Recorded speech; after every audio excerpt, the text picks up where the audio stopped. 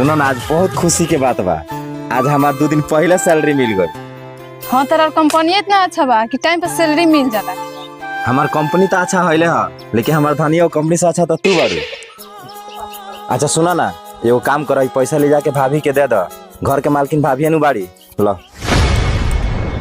तो हमेशा कहत होल बा कि जब सैलरी आता तब कहतन कि भाभी के दिए बा। कान खोल के सुन ले, अब की बार से 1 रुपया नहीं खे देबे के। तोरे इतना हिम्मत? शादी के 2 साल भइल ना, आके लगलू ये रात चलावे। कहतारू कि भाभी के पैसा ना दियाई, पैसा दो। सुन, तोरा इधर रहे के तो रह, नहीं रहे के तो अपना नैहर चल जो, लेकिन हमारा भाई या भौजाई के बीच में मत पड़ कि हम पैसा कमाते नहीं तो का करते नहीं, केकरा के देता नहीं। हमरा का करे के बा?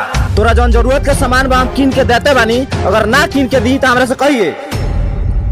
सुनी नु, रो ढेर मत बोली। हमर मम्मी का कहल रोइया पा कहले रहली नु कि जितना कमाई जला में से आधा चोरा के रखल जाला, तो सब अपना भाई भौजाई के दे देतन। अरे एही बेरा चोरा के रखेम तब अलगे बिलगा होखल दे त काम में आई। हटाओ ने हाथ। माई कहले बड़ी जे पैसा चोरा के राखेम कि बाबू अलगा बिलगा होखेम त काम में आई। जाई तारा माई के बात माने। बहुत सब देखे के मिलेला कि भाई के शादी होते तो भाई भाई अलगा हो जाला स। तोरे जैसन मेहरारू मिलेली स कि भाई भाई से अलगा बिलगा करा देली स।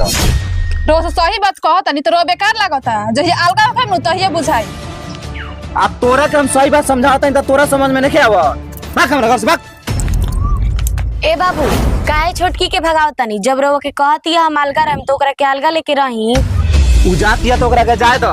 हम अपना मेहरारू के बिना रह जाम, लेकिन अपना भाई आ तारा बिना हम ना रहे। ला है हमर सैलरी मिलल बा। सुनी, जब भाई भौजाई के साथ रहे के तो हमसे बियाह काहे के कोई? रुके अपने बाप के भाई के बुलाओ तनी।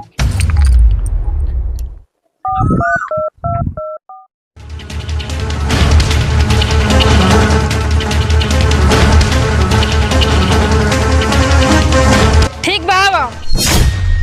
ठीक बा, बोला अपना भाई के अपना बाप के। हमू पूछ ली कि तोरा के का सिखौले बालो।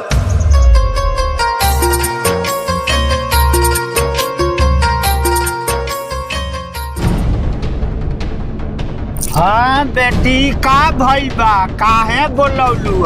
हाँ बहन बोला। बाबूजी, रोग अपने दामाद से पूछ ली कि काहे हमरा के मारा ताना घर से भगाओ तरन। पापा जी प्रणाम। प्रणाम भैया। पापा जी, अपना बेटी के का सिखौले बानी? हमनी के शादी के 2 महीना भइल, आज जब से आइल बड़ी तब से रोज झगड़ा करतरी। कहतरी कि रउआ हमरा के लेके अलगा हो जाई, अपना भाई भौजाई के छोड़ दे। ये सिखौले बानी। आज हमार कंपनी से सैलरी मिलल ह तो कहतरी कि रउआ मत दी अपना भाई भौजाई के। हाँ बेटी, जवन यहाँ का बात कहतनी तवन कलू ह। हाँ कहनी ह। अच्छा बेटी, ई बताव जे तारा के का सिखौले बानी? जे अपना ससुरा जाइए तो भाई भाई के अलगा करा दी ह। रिश्ता जोड़े के सिखौले बानी या कि रिश्ता तोड़े के सिखौले बानी? बहन, सबसे पहले अपना पति से तू माफी मांगो। आज के बाद से हमरा ई कोनो शिकायत सुने के ना चाहिए। ए जी, हमके माफ कर दी। आज के बाद हम कबो ना कहम कि अपने भाई से अलगा होके। अच्छा ठीक बा, तू जा घर में चाय बनावा कि हलवाई बनी लो तो नाश्ता पानी करावल जाओ। चलो के आई बैठे।